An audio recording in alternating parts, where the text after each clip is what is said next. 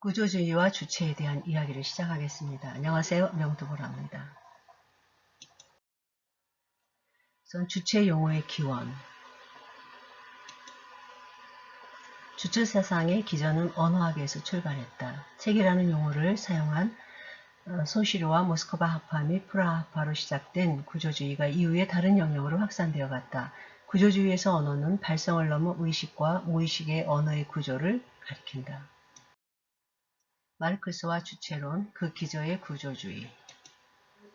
주체론은 이들과 더불어 마르크스의 유물사관에서 찾아볼 수 있다. 소시르와 당시 모스크바 학파와 프라하 학파의 영향을 받은 물질에 관한 해석은 사물들 또한 그들이 기호의 언어라 할 수 있는 일종의 침묵의 이야기를 유지하는 한 구조를 지닌다고 주장하였다. 우리가 통상 궁금해하는 누가 구조주의자인가 혹은 무엇이 구조주의인가 라는 접근만으로 주체사상의 모체가 되는 용어, 주체론에 대한 해석은 부족하다. 마르크스가 이들에게 영향을 받았는가 받지 않았는가는 실은 우리의 관심 밖이다. 그러나 관심이 없다고 과거 시간의 팩트를 관가한다면 주체사상에 대한 분석은 다른 접근을 하게 되기에 기저사상에 대한 언급은 피해갈 수 없다. 유비의 공간을 만들어가는 기호, 언어 혹은 용어. 비가시적이며 비감각적인 구조로서의 언어적인 것들, 즉 용어의 의미를 부여하여 비가시적이며 비감각적 구조를 사용하여 사람을 움직이는 체계를 말하는 것이라고 들레즈는 주장한다.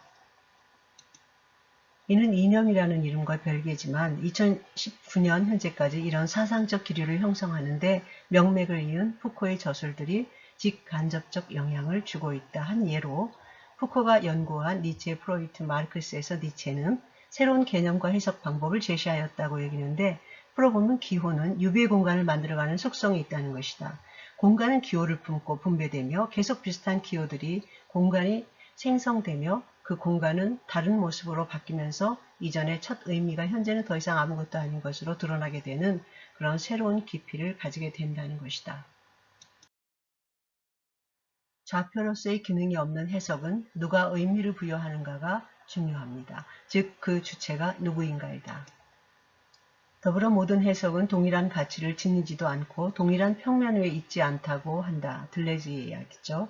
즉 이들은 해석과 의미의 복수적 존재에 대해 이야기하면서 기호의 해석은 다른 해석 속에 숨겨져 있다고 했다. 예를 들면 4차원의 존재를 설명하기 위해 과학자들이 10차원이 넘는 것을 끌어와 설명하는 것과 비슷한 개념으로 해석된다.